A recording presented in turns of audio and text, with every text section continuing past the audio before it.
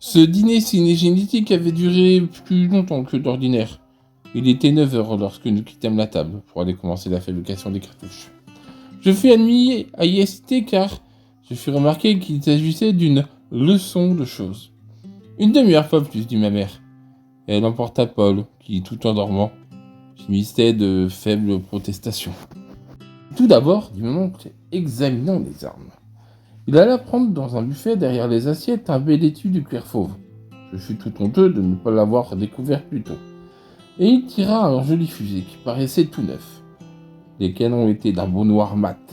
La gâchette était nickelée et sur la crosse sculptée s'allongeait un chien noyé dans le bois verni. Mon père prit l'arme de l'oncle, l'examina et fit un sifflement d'admiration. C'est le cadenas de mon frère aimé, dit l'oncle. Un calibre 16 de Vernet-Caron, à percussion centrale. Il le reprit, fit jouer les verrous, l'arme s'ouvrit avec un joli clic, et il regarda la lampe à travers le canon. Parfaitement graissé, dit-il. Mais demain, nous verrons ça de plus près. Il se tourna vers mon père et dit « Où est le vôtre ?»« Dans ma chambre. » Il la sortit à grands pas. J'ignorais qu'il possédait un fusil, et je fus indigné qu'il eût gardé un si beau secret. J'attendis son retour avec une vive impatience, essayant de deviner, par le son de ses pas et le bruit des clés, à quel endroit il avait caché. Cet espionnage fut vain, et je l'entendis redescendre d'un pas pressé.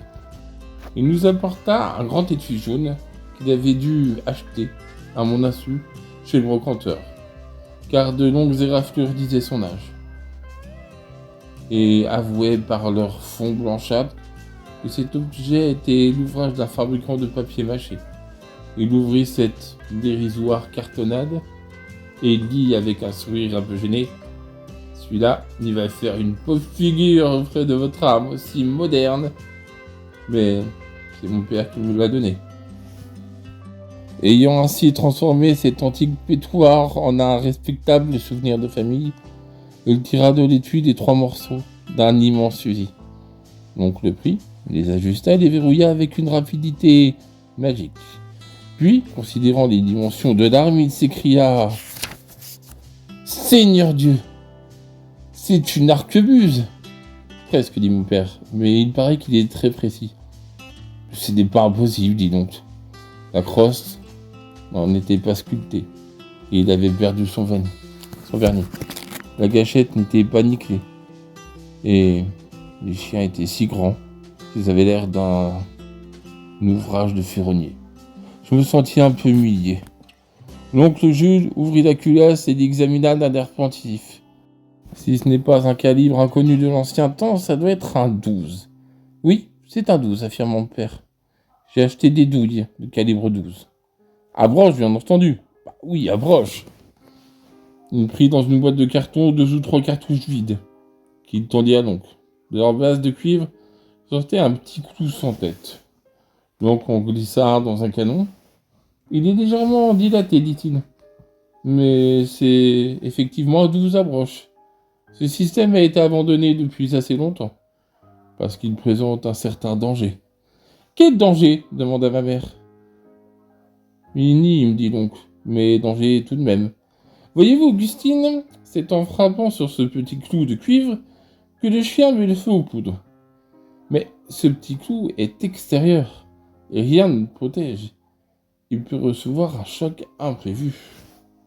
Par exemple, si une cartouche échappe au doigt du chasseur, et si elle tombe sur la broche, elle peut éclater à vos pieds. Ce ne serait pas mortel, dit Joseph d'un ton rassurant. Et puis, il ne m'arrivera jamais de laisser tomber une cartouche. Pourtant, dit ma mère à mi-voix, tu as laissé tomber 3 fois la savonnette ce matin. D'abord, dit mon père vexé, une savonnette est un objet extrêmement glissant, parce que c'est un corps gras, ce qui n'est pas le cas d'une cartouche. Ensuite, on ne prend guère de précautions quand on saisit une savonnette. On sait bien qu'elle n'explosera pas. Enfin, il faut ajouter que j'avais les yeux fermés, puisque je me savonnais la tête. Et aucun homme de bon sens ne ferme les yeux pour manipuler les cartouches. Donc, rassure-toi sur ce point. Joseph a raison, dit l'oncle, et je suis à peu près sûr qu'il ne laissera pas tomber ses munitions. Mais il peut y avoir d'autres accidents. Et j'en ai vu un très singulier. J'étais très jeune, puisque c'était le temps des fusils à broche. Le président de la société de chasse, M. Benazet, il prononçait Benazet, était si gros que de loin, la nuit, on l'aurait pris pour un demi-nuide. Et il avait fallu coudre ensemble 2 cartouchières pour lui en faire une. Un jour, après un bon déjeuner de chasseur, il a glissé et il a roulé du haut en bas des escaliers, avec son immense cartouchière autour du corps. Elle était garnie de cartouches à broche. Eh bien, on aurait dit un feu de peloton. Et j'ai le regret de vous apprendre qu'il en est mort. Joseph, dit ma mère, toute pâle, il faut acheter un autre fusil, sinon tu n'iras pas à la chasse. Alors donc, dit mon père en riant, d'abord, je n'ai rien d'un demi-nuide. Et ensuite, je ne présiderai pas un bon déjeuner de chasseur, dans un pied d'un grand vinassier. Car je suis bien sûr que l'explosion de M. Benazet a dû libérer d'abord un gésier de vin rouge. C'est assez probable, dit l'oncle en riant. Et d'ailleurs, Augustine, je puis vous assurer qu'un tel accident est encore unique en son genre. Il se leva brusquement et épaula le calibre 12. Ma mère me cria « Reste où tu es, ne bouge pas !»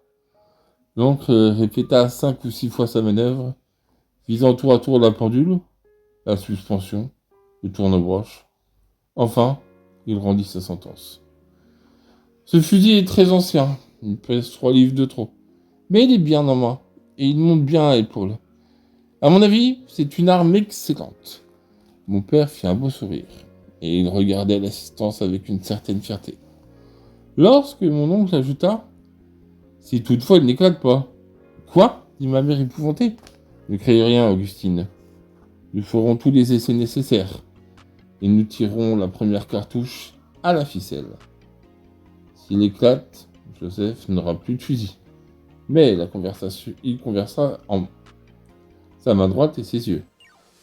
Il examina de nouveau la culasse. Il dit encore « Il se pourrait ainsi que l'effet d'une charge, si peu forte, il change de calibre et se transforme en canardière. Enfin, nous serons fixés demain. Ce soir, préparons nos munitions. » Voilà, c'est tout pour aujourd'hui. Pensez à vous abonner si la vidéo vous a plu. Prochaine vidéo samedi prochain à 17h30. Soyez au rendez-vous.